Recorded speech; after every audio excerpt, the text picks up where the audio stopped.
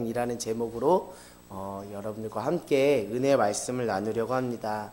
저는 다른 것이 아니라 저뿐만 아니라 여러분 한 사람 한 사람이 다 주님께 귀하게 쓰임받는 귀한 인생이 되기를 원하는데요. 이런 말들이 있어요. 뭐 어떤 사람은 태어날 때 뭐를 가지고 태어난다 그래요? 이삭이가 잘하네요. 요즘 세상을 이삭이가 벌써 알게 됐네요. 금수저를 갖고 태어난다는 사람도 있고, 어떤 사람은 뭐를 가지고 태어난다 그래요? 흙수저를 가지고 태어난다. 그래서 흙수저를 가지고 태어난 사람은 누구를 부러워하면서 또 손가락질해요. 금수저를 가지고 태어난 사람을 부러워도 하면서 손가락질합니다.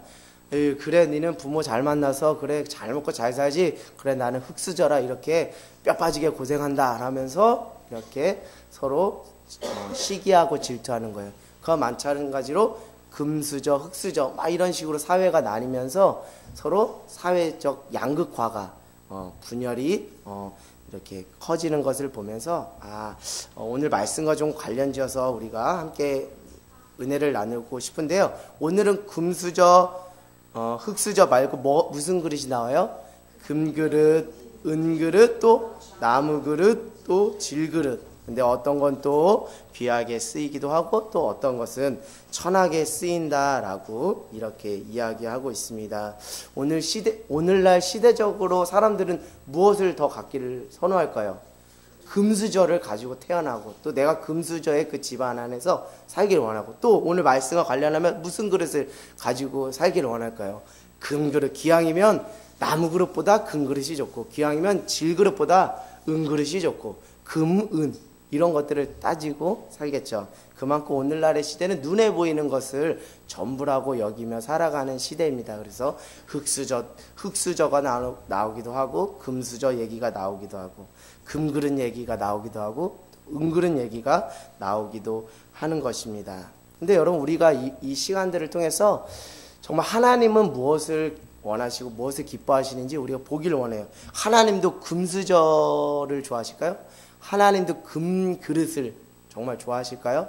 정말 금수저를 가지고 태어난 그 사람에게만 하나님이 주목하고 금그릇만 가지고 있는 사람에게 하나님께서 주목하실까 하는 그런 질문을 던지게 됩니다. 제가 최근에 아는 지인을 통해서 그릇을 많이 받았어요. 그 아시는 지인이 멀리 외국으로 나가시면서 본인들이 쓰던 그릇을 저희들에게 많이 주어서 그 그릇을 선물 받았습니다. 뭐 일상에서 자주 쓰는 그릇도 있고 아주 고급진 그릇도 있었어요. 그래서 고급진 그릇도 받고, 그냥 국그릇, 밥그릇, 숟가락, 이런 사소한 일상에서 흔히 쓰는 그런 그릇과 용기도 받았습니다. 근데 제가 가장 고급지게 받은 것은 커피잔이에요. 커피잔과 커피 받침, 아주 세트로 아주 꽃과 무늬가 아주 화려합니다. 그래서 그것을 받았어요. 그래서 그것을 저희 찬장 맨 꼭대기에다가 올려놨다가 애지중지하다가 이번에 장모님이 오셨을 때 딱 하니 꺼내가지고 썼다는 거 아니에요. 그랬더니 장모님이 아주 맛있다라고, 아주 커피잔이 좋으니까 맛도 좋다라고 이렇게 칭찬을 해 주셨는데, 저는 쓰니까 너무 기분이 좋은 거예요. 그런데 한편으로는 저에게 그걸 선물하신 분은 한 번도 제대로 못 써보고 저한테 선물을 한 것 같아서 그분은 좀 내심 속상하겠다 하는 생각이 들었어요.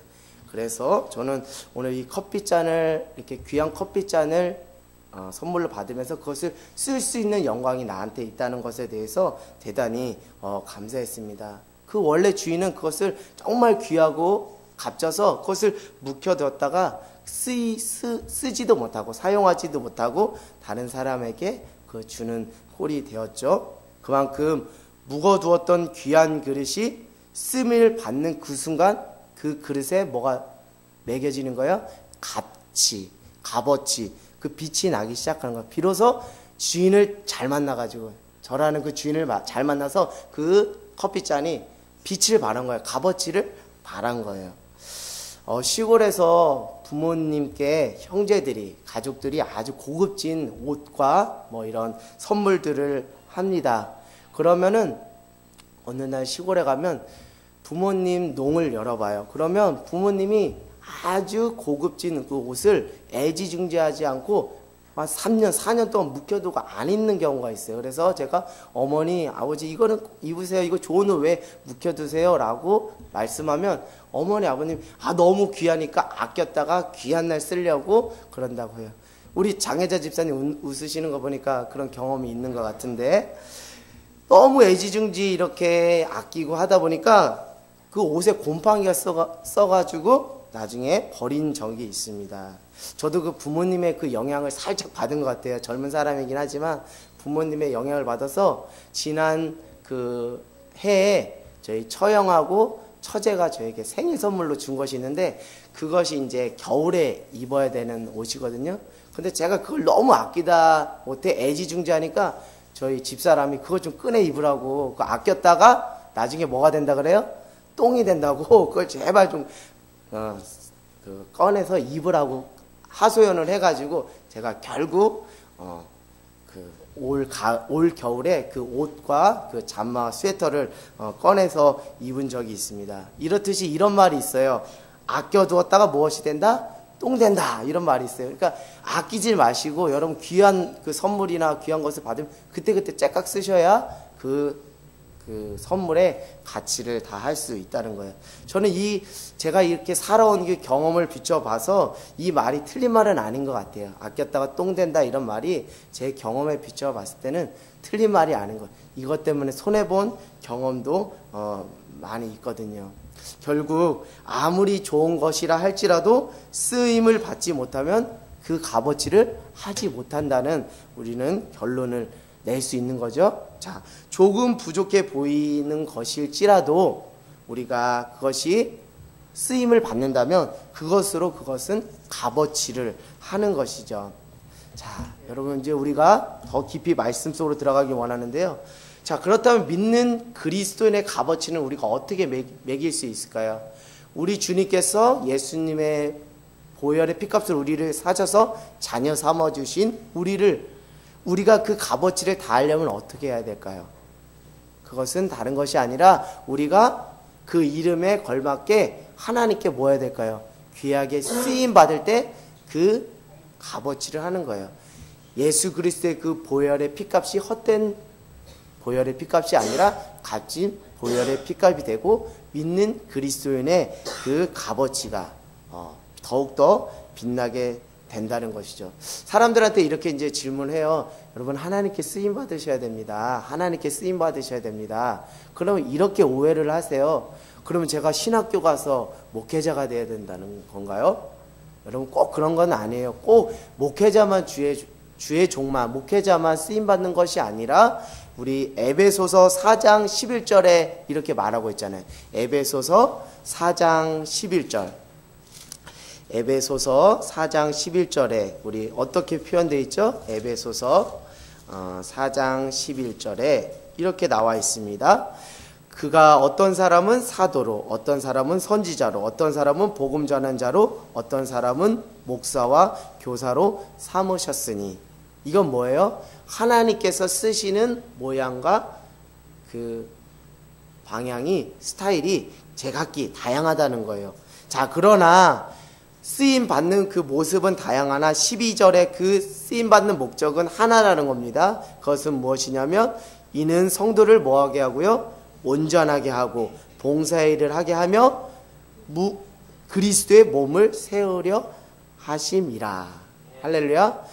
쓰이는 모습은 다양한 거예요. 하나님께서 목사로도 쓰시는 사람이 있고 또 교사로 쓰시는 분도 있고 또 중보기도자로 쓰시는 분도 있고 평신도 우리 집사님으로 쓰시는 분들도 있고 여러 가지 쓰이는 모양은 다르나 그 목적은 하나다. 성도를 온전하게 하며 봉사의 일을 하며 그리스도의 몸된 교회를 세우는 일을 위해서 주님께서 우리를 부르시고 우리를 사용하시기를 원하신다는 것이죠. 그렇기 때문에 오늘 디모데후서 2장 20절에서 21절에 뭐 금그릇, 은그릇, 뭐 나무그릇, 질그릇 이것이 뭐 어떤 귀하고 천한 것을 말하는 것이 아니라 하나님의 사명을 이루는 모습이 다양하다는 것을 비유적으로 표현한 거예요. 그런데 세상 사람들은 귀향이면 금그릇으로 쓰임받아야 된다, 은그릇으로 쓰임받아야 된다, 이렇게 생각하는데, 오늘 성경은 그런 의미로 말씀하신 것이 아니라 하나님이 쓰시는 모양은 다양하다. 그러나 그 쓰시는 목적은 성도를 온전하게 하며 봉사의 일을 하게 하며 그리스도의 몸된 교회를 세우고자 하는 통일된 목적 안에 있다라는 것이죠. 자, 여러분 이제 질문을 한번 던져볼게요. 다 금그리시면 어떻게 되겠어요? 또 반대로 다 질그리시면 어떻게 되겠어요? 다 쉽게 말해서 다 의사, 다 판사, 다 변호사, 이런 사람만 되면 쌀은 누가 또 재배하며 우리 동네 청소는 누가 하는 거예요? 그래서 무엇이 없다? 직업에는 무엇이 없다? 귀천이 없다는 거예요. 이것은 다 어디서 왔냐면 성경의 그 진리에서 온 거예요. 그렇기 때문에 내게 맡겨진 그 사명을 오늘도 성실히 준행하는 것을 주님께서 원하시는 것이 다른 사람 보기에 정말 그럴싸하고 탁월한 그 자리에 있는 사람만 하나님이 쓰시는 것이 아니라 정말 후비지고 다른 사람들이 가지 않는 그곳에서, 그늘진 곳에서 헌신하는 그 자도 하나님께서 귀하게 쓰시는 자라는 것이죠. 겉으로 보기에는 금그릇처럼 보일 수도 있고 겉으로 보기에는 질그릇처럼 보일 수 있어도 직업에는 귀천이 없는 거예요. 그래서 각자 자리에서 내가 다른 사람에게 정말 보탬이 되고 도움을 준다면 그것으로도 진짜 값진 인생이 된다는 것이죠. 자, 여러분 우리 정말 솔직하게 또 진지하게 여러분에게 질문을 던질까 합니다. 사랑하는 여러분, 정말 여러분이 정말 하나님 앞에 쓰임 받고 싶으세요? 정말 하나님 앞에 날 쓰임 받아야겠다라는 그 간절한 열망이 있으신지요? 그런 열망을 가지고 살아가시는지요? 정말 진짜 솔직하게 여러분 한번 스스로에게 질문을 던져보세요. 내가 정말 하나님 앞에 쓰임받기를 간절히 소망하며 하루하루 내게 주어진 삶을 성실하게 살아가는지 우리 스스로에게 정말 질문을 던져보았으면 좋겠습니다. 근데 솔직히 말씀드리면, 까놓고 얘기하면 우리가 정말 하나님 앞에 쓰임받고자 하는 열망함과 그 소원함들이 별로 없다라는 그 안타까운 전 결론을 내리고 싶어요. 정말 하나님께서 어떻게 해야 하나님께서 귀하게 쓰임받는 인생이 되느냐, 이걸 논하기 이전에 정말 우리 마음 안에, 우리 중심 안에 정말 내가 하나님 앞에 귀하게 쓰임받고자 하는 그 열정, 그 소원함, 그 소망함들이 없다는 거예요. 그것부터가 우리가 정말 안타깝다는 거예요. 그것부터 우리가 돌아보자는 것이죠. 그저 나는 흙수저로 태어나서, 나는 질그릇으로 태어나서 나는 안 돼 라고 환경을 탓하며 금수저인 사람들을 손가락질하며 또 그들을 탓하고 신세를 비관하진 않는지 우리 스스로를 점검해 보기를 원합니다. 여러분, 귀양 사는 인생, 정말 하나님 앞에 멋지게 쓰임받다가 하나님 앞에 돌아가는 인생이 돼야 되지 않겠어요? 내게 주어진 시간과 그 물질과 그 에너지를 정말 하나님의 나라를 위해서 사용하는 귀한 은혜가 있기를 원합니다. 여러분, 하나님께서 쓰시고자 할 때 귀하게 순정하고 쓰임받는 인생이 되길 원해요. 내가 쓰임받고 싶어도 그 시간이, 그 기회가 매일 오는 것이 아니에요. 내가 정말 하나님 앞에 쓰임받고 싶어요? 근데 건강이 허락하지 않아서. 내가 정말 하나님 앞에 쓰임받고 싶어요? 그러나 시간과 여건이 허락하지 않아서 쓰임받지 못하는 그 안타까움도 있거든요. 오늘 주님께서 나를 쓰시겠다고 하면, 주님 내가 여기 있습니다, 나를 마음껏 들어서 주님께서 사용하여 주시고 써 주시옵소서라고 순종하는 모습으로 여러분이 나가는 귀한 은혜가 있기를 원합니다. 여러분, 그렇습니다. 우리가 어떻게 하나님 앞에 쓰임 받을 수 있는지 고민하기 이전에 내가 정말 진짜 하나님 앞에 쓰임 받기를 소망하는 열정과 그 소망함들이 내 안에 있는지 우리 스스로를 점검하는 귀한 은혜가 있기를 원해요. 저는 저 자신의 하루를 보면 제가 제 자신을 알아요. 그것은 제가 제 스스로를 너무 잘한다는 그런 교만함이 아니라 제 안에 역사지는 성령님께서 저에게 말씀해 주시고 깨우쳐 주시는 거예요.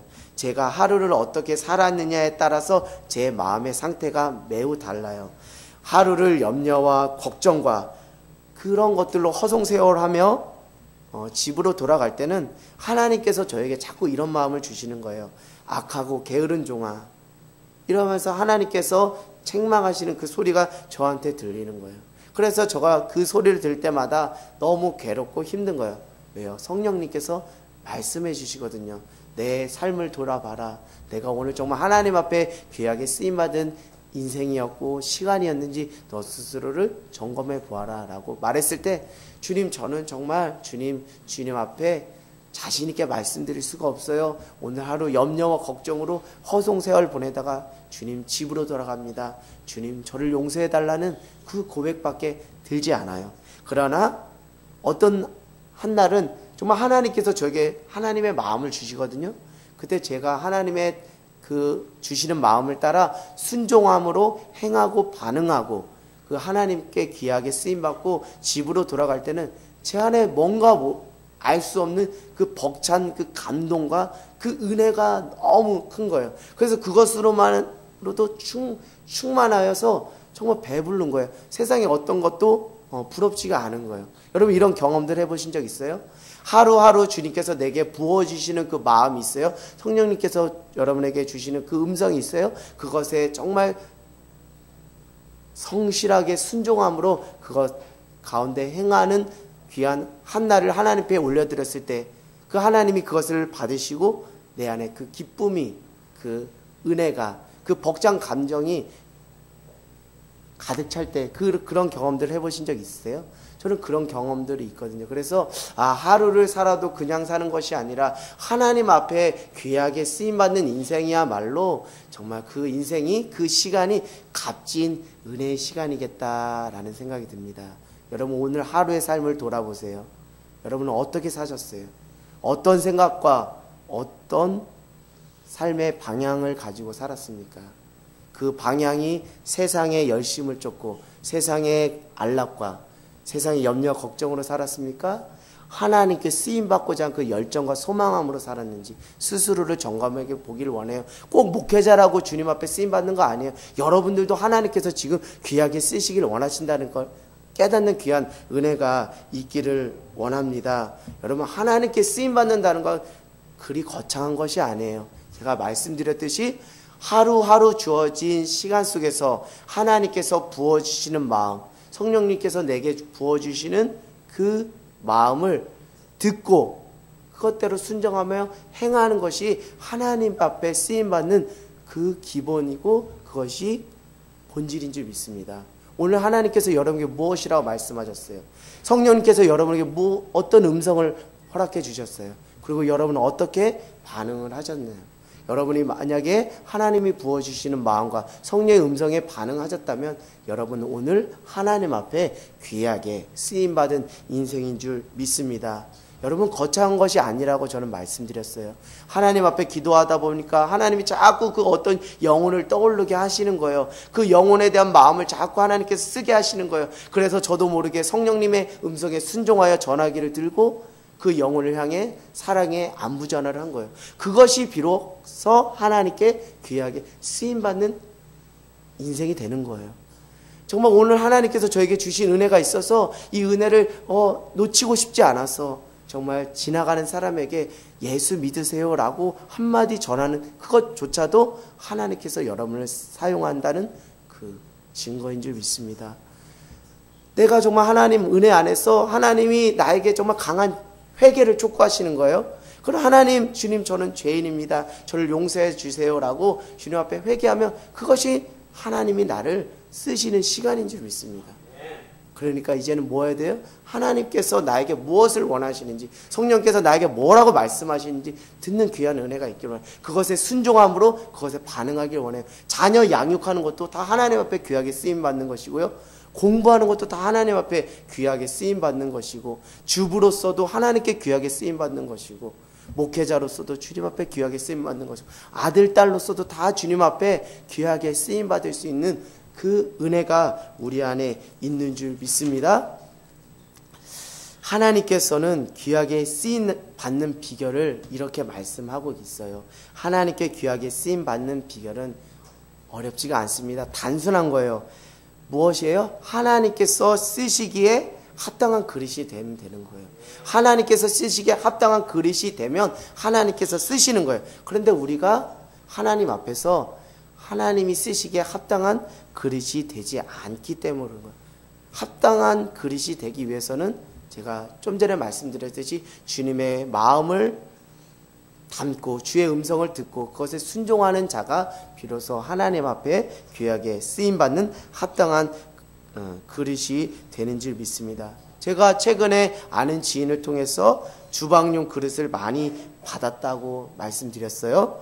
예전에는 그것이 얼마 되지 않았어요. 제가 혼자 자취생활하면서 밥그릇, 국그릇, 젓가락 한 짝씩 가지고 결혼했습니다. 그래서 결혼 살림해서 또 숟가락, 젓가락, 그리고 국그릇, 밥그릇 좀 더 늘어났어요. 그런데 또 이제 누가 주셔가지고 더 많이 늘어났어요. 그걸 보면서 저는 마음이 흐뭇했어요. 왜 흐뭇했을까요? 정말 비싼 그릇 받아서 흐뭇했을까요? 그거 아닙니다. 그거 아니에요. 비싼 그릇을 받아서 흐뭇한 것이 아니라 내가 언제나 끄집어서 쓸 수 있는, 사용할 수 있는 그 깨끗한 그릇이 많이 빛이 되어 있기 때문에 그것으로 기쁜 거예요. 어떤 금그릇, 은그릇 이거 저한테 많이 줘서 기쁜 거 아니에요. 그냥 제가 쓸 수 있는, 언제든지 쓸 수 있는 그 그릇을 많이 저에게 선물로 주셔서 그것으로 기쁜 거예요. 그런데 아무리 많은 그릇이라 할지라도 더럽고 지저분한 그릇이 가득 차다면 제가 기뻐할 수 있겠어요? 제가 좋아할 수 있겠어요? 제가 좋아할 수 없다는 것이죠. 쓰기에 부적합해서 주인이 아무리 좋은 그릇을 가지고 있다 할지라도 기쁘지 않을 거예요. 자, 우리 하나님의 관점으로 돌아가 보겠습니다.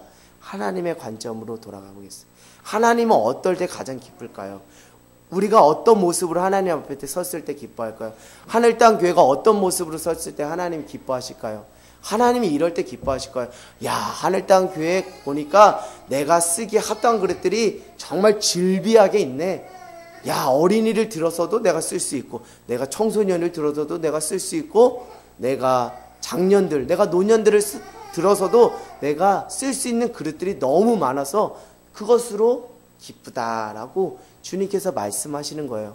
정말 쓰기에 합당한 그릇이 많음으로 그 주인이 흐뭇해하는 것처럼 오늘 하나님께서 흐뭇해하는 것은 다른 것이 아니에요. 여러분들이 정말 겉으로 아주 화려한 그런 모습으로 치장하고 주님 앞에 나온 것, 그것을 기뻐하시는 것이 아니라 주님 앞에 거룩하게 깨끗하게 주님께서 쓰시기에 합당한 그릇으로 세워진 인생과 세워진 교회를 주님께서 기뻐하시는 거예요. 저는 다른 소원함이 없습니다. 그냥 여러분이 하늘 땅 교회가 정말 하나님이 보시기에 하늘 땅 교회는 정말 하나님 내가 쓰기에 합당한 그릇들이 너무 많아서 내가 행복한 비명을 질러 라는 그런 소리를 듣는 교회가 되었으면 좋겠어요. 우리 승진이를 쓰시기를 원하시는 하나님, 우리 연희를 쓰기를 원하시는 하나님, 우리 연희가 하나님 앞에 합당한 그릇으로 쓰여지는 시간, 우리 승진이가 하나님 앞에 합당한 그릇으로 쓰여지는 그 시간이 하나님께서 가장 행복해하는 시간인 줄 믿습니다. 하나님은 우리를 보시고 특별히 우리 하늘 땅 교회 지체들을 보시고 이런 마음으로 보시는 거예요. 내가 너희들을 쓰길 원한다. 너희들이 합당한 그릇으로 세워지길 원한다 라고 주님께서 우리에게 권면의 말씀, 당부의 말씀을 하시는 거예요. 여러분, 하나님께 정말 귀하게 쓰임받고 싶다면 날마다 우리의 자신의 마음의 그릇을 깨끗하게 청소하는 귀한 은혜가 있길 원합니다. 아무리 좋은 그릇도 깨끗하지 않으면 쓸 수가 없어요. 주님 쓰기에 합당한 그릇이 아닙니다. 그것은 바로 날마다 하나님 앞에 나 자신을 성찰하며 회개하는 삶이에요. 회개라는 건 다른 거 아니에요. 내 마음의 그릇을 깨끗하게 청소해서 하나님이 쓰시기에 합당한 그릇으로 만드는 일련의 과정을 회개라고 저는 생각합니다. 그래서 내 마음의 그릇이 깨끗하게 청소되면 하나님이 그런 나를 보시고 나를 사용하시는 거예요. 여러분, 이사야 1장 18절에 이렇게 말하고 있어요. 우리 죄가 주홍 같을지라도 눈같이 희어지고 진홍같이 붉을지라도 양털같이 희어진다라고 이사야서 1장 18절에 말하고 있어요. 자, 그렇다면 여러분, 특별히 우리 사순절을 맞이했잖아요. 여러분, 어떻게 주홍 같은 것, 진홍 같은 붉은 것들이 어떻게 눈처럼, 어떻게 양털처럼 희어질 수 있어요? 그 우리의 능력으로 될 수 있나요? 무엇으로 될 수 있어요? 오직 예수님의 십자가의 그 보혈로만 우리가 깨끗하게 씻긴 바 될 수 있는 줄 믿습니다. 특별히 사순절 기간을 통해서 우리가 이런 신앙의 목표를 세웠으면 좋겠어요. 아, 이 사순절 기간을 통해서 내가 하나님이 쓰시기에 합당한 그릇으로 내가 세워져야겠다. 그러기 위해서는 내가 날마다 예수 그리스도의 보혈의 능력을 힘입어 예수 그리스도의 그 보혈로 나의 죄된 모습을 깨끗하게 그 내 마음의 그릇을 깨끗하게 청소해서 정말 하나님이 쓰시기에 합당한 그릇으로 귀하게 세워지는 귀한 사순절의 시간이 되기를 원합니다. 그런 신앙의 목표를 가지고 사순절을 보내는 귀한 시간들이 되길 원해요. 여러분, 하나님께 쓰임받는 인생이야말로 정말 값지고 빛나는 인생인 줄 믿습니다. 오늘 이 밤에 하나님께서 당신의 백성들을 택하셔서 쓰기를 원하십니다. 오늘 이 밤에 하나님이 정말 여러분을 주목하는 귀한 시간이 되길 원해요.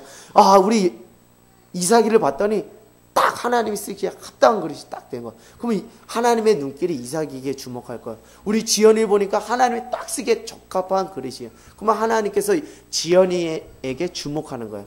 오늘 나에게 주목하는 귀한 인생이 시간이 되길 원해요. 하나님, 내가 주님이 쓰시기에 합당한 그릇으로 내가 준비되었습니다. 주님, 나를 주목하여서 나를 마음껏 들어써 주세요라고 기도하는 귀한 시간이 되길 원해요. 특별히 우리 새학기를 맞이한 우리 다음 세대 친구들이 하나님 앞에 귀하게 쓰임받는 인생이 되기를 소망합니다.